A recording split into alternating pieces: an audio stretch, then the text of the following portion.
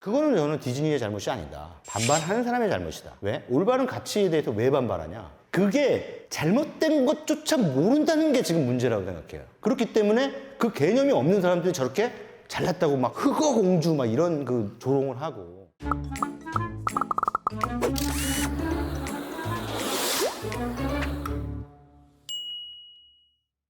저는 영화평론가 최광희라고 합니다. KBS 라디오, 그다음 TVN 라디오, 그리고 유튜브 방송, 매불쇼까지 3개 정도의 방송에 참여를 하고 있고요. 저 개인적으로 주간 최광이라고 하는 뉴스레터를 만들어서 글로 하는 영화평론을 그 구독자들에게 매주 금요일마다 보내주고 있습니다. 제가 영화평론가를 하겠다라고 생각한 적은 단 한 번도 없고요. 이게 흘러 가다 보니까 어느 날 눈 떠보니까 영화평론가가 돼 있는 거예요. 아마 대부분 그 지금 활동하는 영화평론가 분들도 마찬가지가 아닐까 이런 생각이 듭니다.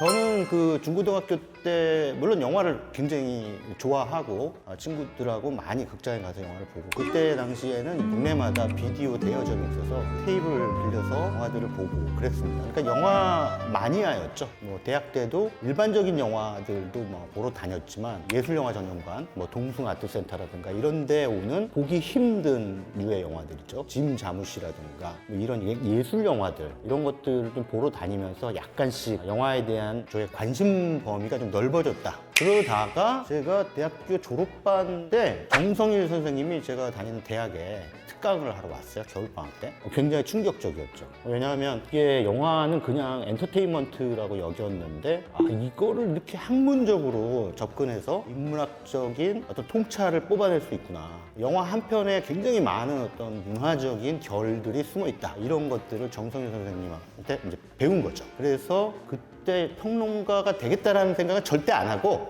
이런 방법이 있구나 정도만 알고 있었습니다. 그러다가 졸업하고 이제 기자가 됐어요. YTN이라는 방송국 기자가 됐는데 거기서 기자 생활 한 5년 했습니다. 방송국 사회부 기자를 하다 보니까 너무 힘든 거예요. 이게 맨날 불난 데 쫓아가고 사람 죽은 데 쫓아가고 살인사건 현장에 쫓아가고 막 이러다 보니까 이 멘탈이 붕괴되기 일보 직전이 된 거죠. 그래서 굉장히 스트레스 많이 받고 있던 차에 그때 필름 2.0이라고 하는 영화 주간지가 창간을 앞두고 있었는데, 제가 평소에 영화에 관심이 있다는 걸 거기 있는 아는 선배가 저한테 글로 옮길 생각 없냐 이렇게 제안을 했죠. 예전에 그 정성일 선생님한테 배웠던 그러한 관점으로 영화를 좀 진지하게 접근할 수 있는 매체니까 글로 가면 또 굉장히 재밌겠다. 내 인생에 한번 또 색다른 장이 한번 열리겠다는 생각이 들어서 이제 2000년에 필름 2.0으로 이직을 하게 됐습니다. 당연히 영화 관련 글을 많이 썼죠.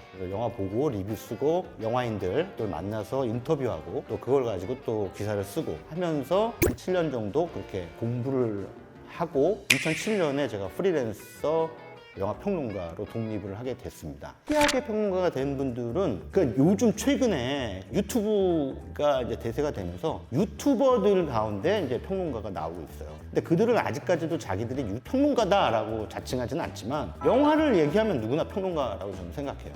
근데 이제 기존에 우리가 알고 있는 레거시 미디어, 신문이나 방송, 기존 매체에서 평론가라고 이름을 불러줘야 그 사람 평론가다 이렇게 생각하는 그런 관성이 있었는데, 요즘에는 뭐 어떤 매체든 개인 블로그에다 쓰든 사람들이 이 사람의 평론가 수준이다 라고 인정을 하면 그 사람 평론가입니다. 평론가가 되기 위한 어떤 특정한 루트가 있다고 보기는 어려워요. 다만 결말 포함 리뷰 뭐 이런 거 있잖아요. 그건 평론이 아니에요. 그건 스포일러.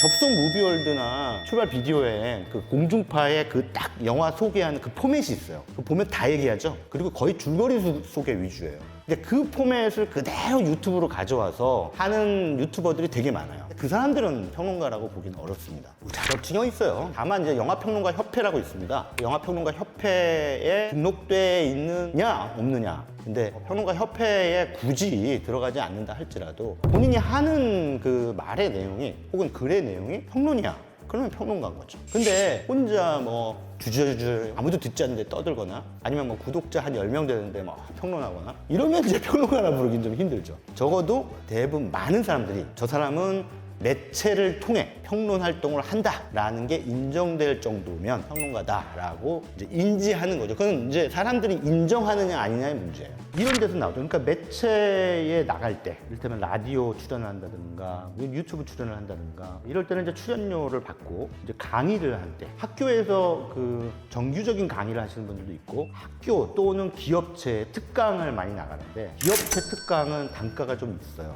한 번 나가면 한 달 월급 벌어요. 그러니까는 자주 하게 되면 기업 강의를 많이 하게 되는 영화평론가가 돈이 제일 많이 벌죠. 그러려면 기업들이 뭐에 관심이 많나 이걸 알아야 돼요. 기업들은 뭐에 관심이 많은 것 같습니까? 성과 이런 거 관심 많겠죠. 아니면 소통. 그러면 이제 거기에 맞춰서 강의 프로그램을 만드는 겁니다. 천만 감독들에게 듣는 소통의 기술. 솔깃하지 않습니까? 저는 그래서 천만 감독들을 평론가니까 만나줘요. 근데 인터뷰를 다 했어요. 그래서 그거를 다 이렇게 클립으로 만들어서 강의할 때 그 클립을 보여줘요. 그분들이 내가 한 질문에 대해서 막 말하는 거, 자기의 연출 스타일이 어떤지, 어떤 방식으로 배우나 스태프들을 대하는지, 그런 것들을 가지고 뭐 리더십 강의를 할 수도 있어요. 그리고 SF 영화 많잖아요. 영화가 보는 4차 산업혁명. 영화는 AI를 어떻게 보고 있는가. 근데 흥미롭지 않습니까? 그래서 기업들이 그런 걸 좋아하는 거예요. 영화 평론가 데려다가 영화에 대한 교양, 뭐 영화사, 이런 것들을 듣고 싶은 게 아니라 실제 우리의 현실에 적용할 만한 화두를 영화를 매개로 얘기해 주기를 바라는 거죠.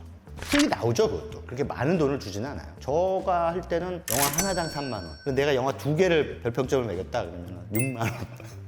뭐 괜찮아요, 6만 원. 이제 여기 일주일에 6만 원이면 24만 원이야, 한 달이면. 용돈벌이 하는 거죠. 예. AI가 챗GPT가 쓸 수 있겠죠, 영화 평론을. 이거는 여러분들 스스로에게 질문해야 돼요. 나는 AI가 쓴 평론을 읽고 싶나? 그렇지 않죠. 사람이 쓴 거를 읽고 싶은 거예요. AI가 그린 그림을 보고 싶나? AI가 작곡한 음악을 듣고 싶나? 이거를 물어봐야 돼요. 근데 아직 인간은 그런 분야에 있어서는 사람이 뭔가 자기 개성을 집어넣어서 투여해서 만들어낸 것을 더 선호할 거라는 거죠. AI가 그런 예술 분야까지 다 점령할 것이다라고 하지만 창작자들이 AI를 활용하긴 할 거예요. 어느 정도는 활용하되 창작의 분야는 인간 고유의 분야이기 때문에 AI가 창작한 것을 보면 이거 진짜 사람이 했어? AI가 했어? 라고 물어보고 AI가 했어 하면 아마 그 예술품의 가격은 매우 떨어질 겁니다. 그냥 인쇄한 것 같은 느낌? 마찬가지로 평론도 어떤 색깔과 개성을 가진 하나의 인격체로서의 인간이 그 영화에 대해서 논하는 걸 더 듣고 싶어 할 것이다. 많이 보지는 않아요. 네, 많이 보지는 않고 영화를 많이 보면요 헷갈려요. 나중엔 이 영화의 내용과 이 영화의 내용이 막 뒤섞이고 어쩔 때는 뭐 그 영화를 내가 봤나도 기억이 안 날 때도 있어요. 그렇기 때문에 적어도 하루에 한 편, 제가 보기에는 0.5편 정도가 딱 적당해요. 그렇게 보는 게 제일 좋은 것 같아요. 그래서 저는 극장에서 보는 것보다 넷플릭스나 뭐 왓챠 같은 OTT로 한 3편 정도 그렇게 좀 보는 것 같습니다. 지금 가격이 적당해요. 근데 뭐 체감으로는 많이 비싸졌죠. 그런데 뭐 이것이 우리랑 비슷한 경제 수준을 가진 나라, 다른 나라하고 비교를 해보면 그렇게 비싼 가격은 아닙니다. 우리가 굉장히 많이 받고 있는 건 아니고 거의 비슷하게 받고 있어요. 그런데 뭐 이거가 너무 비싸다라고 말할 수 있는 근거들은 있죠. 이건 또 어떤 경제 논리이기 때문에 대신 극장 관람료가 비싸지니까 사람들이 지금 극장에 잘 안 가고 특정 한 영화에 몰려가는 현상이 빚어지죠. 그러니까 선택을 잘하는 거예요. 아, 올해 상반기는 이걸로 정했어. 이를테면 범죄도시 3, 올해는 아바타 2로 정했어. 그것만 보는 거예요. 이제 극장에 안 가고 나머지는 다 OTT로 이제 소화하는 거죠. 그거는 극장이 이제 가격을 올림으로써 자초한 거죠. 다시 내릴 수는 없어요. 관객들이 15,000원이라는 가격에 익숙해질 때까지 기다리는 수밖에 다른 방법은 없는 것 같은데 가격에 대한 저항감이 생길 정도로 너무 한꺼번에 많이 올려버렸다. 코로나 끝나고 가봤더니 이렇게 된 거잖아요. 그거는 극장들이 가격 정책을 잘못했다.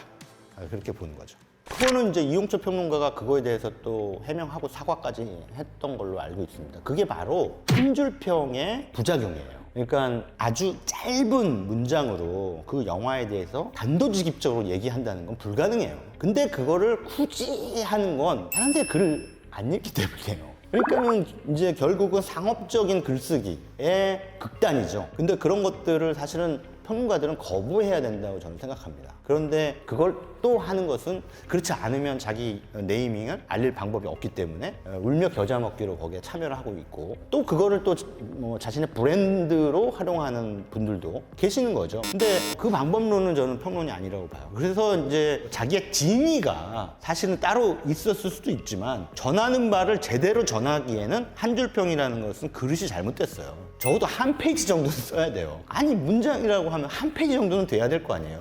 우리가 글이라고 하면. 근데 한 줄로 그냥 어떻게 그 영화에 대해서 얘기할 수 있습니까? 그건 그 영화에 대한 모욕이다. 그 영화를 하나 만들기 위해서 피와 땀을 쏟아부은 그 많은 영화인들에 대한 모욕이다. 그 영화가 굉장히 쓰레기같이 후지더라도 왜 쓰레기같이 후진지에 대해서 분석하는 글을 써야 돼요. 근데 그건 인신공격이잖아요. 예, 영화 만든 사람이 너 영화인도 아닌 놈이 이쪽 영화바닥을 기웃거려? 참, 여기가 이렇게 만만해 보이냐? 라고 하는 그 인신공격이거든요. 그걸 평론가가 그런 표현을 쓰면 안 되는 거예요. 근데 어떤 창작의 자유라든가 표현의 자유라든가 기본적인 우리가 그 예술 평론을 할 때 있어서 공유하고 있는 자유, 표현과 언론의 자유, 뭐 이런 것들, 이거에 정면으로 위배되는 말이에요. 영화 찍을 놈들은 뭐 따로 자격이 있어? 뭐 영화과 나와야 돼? 우리 박찬욱 감독 영화과 나왔나? 봉준호 감독 영화과 나왔나? 영화과 나온 사람들보다 영화과 안 나온 사람들이 훨씬 더 유명해요. 그런 걸로 치면은 뭐 개그맨 출신은 왜 영화 만들면 안 돼? 가장 기본적인 전제를 거부하는, 기본적인 전제 자체를 인정하지 않는 그런 워딩, 그런 문장이라는 거죠. 그래서 그거는 이용철 평론가가 크게 실수했다, 이렇게 보는 거죠. 그러니까 한국 영화의 미래는 되게 걱정이 많아요. 근데 하나는 관객 사이드에 대한 걱정이고요. 하나는 창작자 사이드의 걱정이에요. 관객 사이드의 걱정은 뭐냐면 지나치게 몰려다닌다, 뭐 획일적이다. 그래서 범죄도시 3도 마찬가지고 영화가 재밌다는 입소문이 돌아서 그걸 보러 가는 게 아니라 다른 사람들한테 아, 이거 분명히 1000만 넘을 건데 내가 나만 못 보면 따당할 것 같아. 그래가지고 보러 가는 사람들이 대부분이라고 저는 생각하거든요. 근데 그런 문화는 사실 주체적이지 않잖아요. 그 영화 보면 뭔가를 내가 얻을 것 같아 해서 보는 거지. 그건 또 사실은 창작자들이 조장한 거일 수도 있죠. 사람들을 그런 쪽으로 막 몰아가서 결국은 사람들이 그냥 많은 관객들이 드는 영화를 보게 만드는 그런 방식으로 영화판이 자초한 그런 부분일 수도 있죠. 근데 창작자 사이드에서는 그렇기 때문에 이 정도면 먹히겠지, 뭐 이 정도면 관객들이 좀 들겠지 하는 그런 뻔한 계산, 뻔한 수를 집어넣어서 진짜 지루하게 짝이 없는 그런 영화들을 만들어 놓고 영화다 하면서 내놓는단 말이에요. 그런 영화들은 다 망해요. 하나같이 뻔해요. 근데 그런 영화들이 계속 나오는 이유는 결국은 창작자들이 돈이 될 만한 영화의 이야기를 하나의 패턴으로 만들어 놓고 이제 이렇게 생각하면서 그런 작품들을 내놓는 거죠. 그런데 중요한 건 엣지가 있어야 된다는 거죠. 그 영화만의 엣지. 예를 들면 600만 명 넘은 곡성 같은 영화, 뭔가 확 하고 오는 뭔가가 있죠. 그 영화만의 색깔이 있어요. 이게 뭐지? 하면서 약간 어리둥절하면서 극장문을 나서게 되는, 근데 그런 작품들이 많이 나오는 게 한국 영화가 잘 된다. 저는 인어공주라는 영화가 실사화한 작품이 괜찮았다고 봐요. 그러니까 원작을 장점들을 잘 활용하면서 디즈니가 최근에 추구하고 있는 어떤 인종적 다양성이라든가 문화적 다양성이라든가 이런 가치를 이야기 안에 살짝 잘 녹여내서 그 가치에 대한 동의를 하는 분들 입장에서는 대단히 훌륭한 작품으로 볼 수 있는 여지가 크다. 그러나 그것 때문에 오히려 좀 반발을 하는 부분이 있는데, 그거는 저는 디즈니의 잘못이 아니다. 반발하는 사람의 잘못이다. 왜? 올바른 가치에 대해서 왜 반발하냐? 이건 뭐 그거를 디즈니가 강요한 것도 아니고 디즈니가 만들었기 때문에 강요인가? 그것도 아니잖아요. 그래서 본인이 선택하면 되는 거거든요. 팀이 인어공주 하는 건 나는 그거 못 받아들여, 안 보면 되는 거고. 예. 그렇다고 화를 낼 필요는 없잖아요. 그렇게 화를 내면요 인종차별주의자가 되는 거예요. 너 잘못됐어, 잘못된 말이야 라고 얘기하는 게 무슨 협박이고 강요냐고. 그게 잘못된 것조차 모른다는 게 지금 문제라고 생각해요. 잘못된 것조차 몰라. 그러니까 시시비비, 즉 뭐가 옳고 뭐가 틀리다라고 하는 개념 자체와 감각이 상실된 시대다. 그렇기 때문에 그 개념이 없는 사람들이 저렇게 잘났다고 막 흑어공주 막 이런 그 조롱을 하고 이런 상황이 지금 온라인상에서 벌어지고 있다. 할리우드 영화에 비교했을 때 장점, 그러니까 단점부터 얘기할까요? 그거는 우리가 포기해야 돼요. 그게 뭐냐? 제작비예요. 할리우드는 한 편에 1000억 이상을 쓸 수 있어요. 심지어 조 단위를 써요. 한국 영화는 많아봤자 300억, 400억이면 진짜 많이 쓴 제작비입니다. 대체로 평균적으로 한 100억 정도 써요. 할리우드가 쓰는 평균 제작비의 10분의 1 수준입니다. 그렇기 때문에 우리가 보여줄 수 있는, 영화로서 구현할 수 있는 비주얼은 할리우드가 구현할 수 있는 거에 10분의 1 수준이라고 보시면 돼요. 근데 그럼에도 불구하고 세계 영화 시장에서 한국 영화가 나름대로 각광을 받는 이유가 있어요. 그게 바로 한국 영화의 장점인데, 로컬리티, 이 지역 안에서의 정서, 이 한반도에서 살아가기 때문에 생기는 정서가 있어요. 한반도는 아시다시피 분단된 나라예요. 그렇기 때문에 사람들도 그런 분단이라고 하는 것을 내면적으로 상처로 안고 있고, 또 언제든 전쟁이 일어날 수가 있고, 그런 것들이 뭔가 사람들을 다정하고 여유 있게 만들어주지 못해요. 한국 사람들 사나워요. 화 잘 내고 급하고, 그런 것들이 이 영화에도 그대로 투영이 됩니다. 왜? 창작자들은 한국 사람 아닙니까? 그러니까 그런 것들을 보면서 영화 감독이나 창작하는 사람들이 이 한국 사회를 느끼는 거예요. 한국인의 공기, 이런 것들이 올드보이로, 추격자로, 기생충으로 이렇게 연결되는 거거든요. 근데 그러한 문제의식이 한국 사회가 굉장히 첨예한 갈등 사회이기 때문에 이 영화가 가장 필요로 하는 요소는 바로 갈등입니다.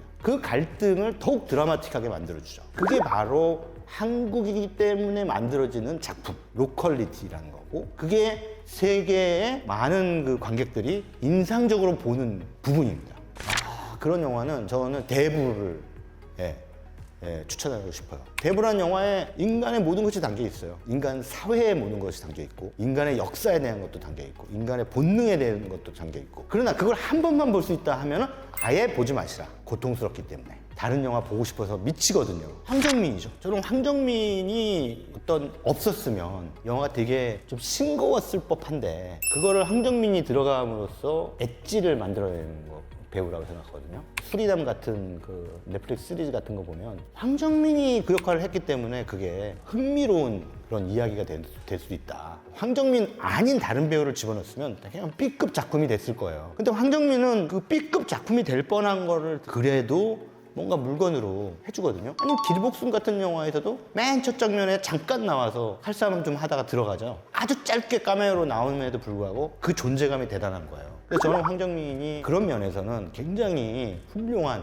배우다. 그러니까 뭐 기술적으로 영화평론가가 되는 방법에 대해서 제가 말씀드릴 수는 없고요. 다만 영화를 좋아하시고 영화에 대해서 내가 말하고 싶은 욕심이 있다 하면 문사철, 이게 인문학의 3대 학문입니다. 이거를 공부를 열심히 하셔야 돼요. 영화를 많이 보는 건 그 다음 문제입니다. 정말 많이 봤어. 1년에 막 1000편씩 봤어. 근데 문사철 인문학적 교양이 없어. 그 사람은 많이 본 거 외에는 아무것도 말할 수가 없어요. 많이 보면 뭐해? 그 영화의 의미를 모르는데. 줄거리는 얘기할 수 있겠죠. 하지만 그 영화가 주는 주제의식이 무엇이고 감독이 어떤 얘기를 하려고 하는지에 대해서는 논할 수가 없습니다.